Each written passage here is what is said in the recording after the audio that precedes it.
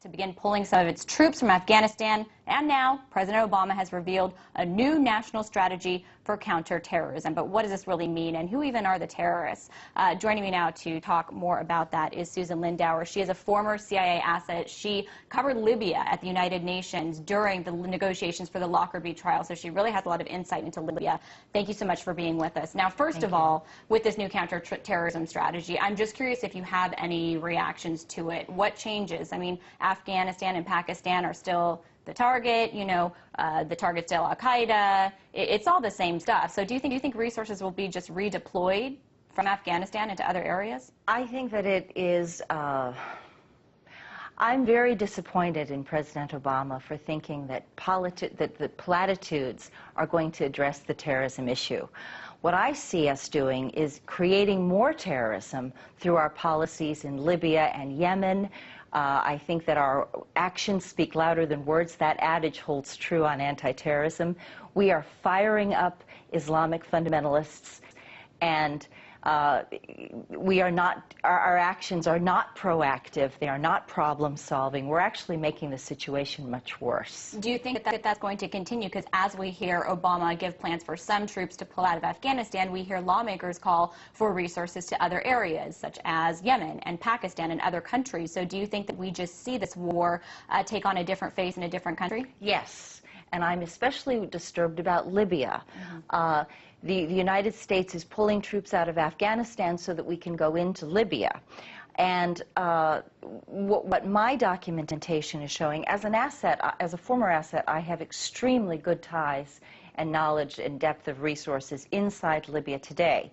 What I'm finding is the video documentation that NATO rebels are actually the same Al-Qaeda fighters that we've been dealing with in Iraq and Afghanistan, who've now come home to Libya. And that's what I want to hear about. Because we just heard Obama today say that Gaddafi essentially is a terrorist, and the U.S. is abiding by the UN mandate to fight that. So what do you see as the reality, and what evidence do you have that it is Al-Qaeda that is, amongst these rebels? Well, first of all, I was directly involved in the 1990s operation to get terrorists out of Libya. And I can assure you that all terrorists were removed from Libya by about 1998, 1999. Since then, Gaddafi, by the way, was the first government to inform Interpol about Osama bin Laden. Gaddafi is hated by Islamist fundamentalists because he is a socialist Muslim, and he has a very different agenda that is not Sharia. Gaddafi has a very strong record on women's rights. Women have the right to education, hold property, divorce, hold jobs, have income, many rights that other women in the Arab world do not have. So he is a moderate, and he is not involved in any terrorism at all. That is absolutely foolishness. So then do you see the United States' role in backing the rebels actually making the fight in the war on terrorism against Al-Qaeda worse? We have shifted. I'm amazed. I'm so disappointed in Obama that he is actually shifting resources to finance Al-Qaeda rebels and to provide U.S. enforcement of the Al-Qaeda presence in Libya. Now, I just wanted to tell you, I want to tell your viewers, we have video documentation that is coming from refugees fleeing the rebel strongholds, and they're bringing out video from their camera phones that they're recording just on the spot.